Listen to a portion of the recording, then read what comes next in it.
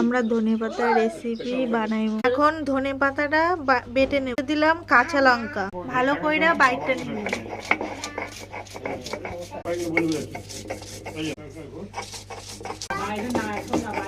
বাটা হয়ে গেছে, ধনেপাতা বাটা তৈরি হয়ে গেছে। আটা খান দিয়া দিলাম, তারপর লবণ দিলাম, সামান্য চিনি ছড়াই দিলাম, ময়াম দিলাম, ছড়াইয়া দিলাম, ভালো কইরা মাখাইতে হইব। তখন ঢাইলা দিলাম, পাতার জল খান দিয়ে ভালো করে মাইখা নিমু। এটা মাইখা নিতে হবে, এটাকে বেশি জল দেয়া যাবে না।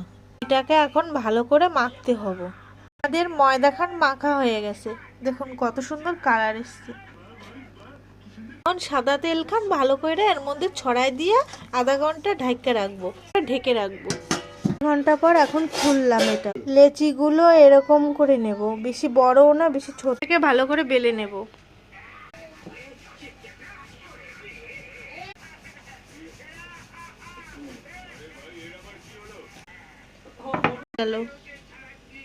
এই যে এখন তাওয়ার মধ্যে দিয়ে দিলাম, এখন এটাকে উল্টে নিলাম ভালো করে, এরকম আরেকটা করলাম, আর উল্টে নিলাম। তেলের ভাগটা একটু বেশি দিতে হবে। কি সুন্দর ফুলছে,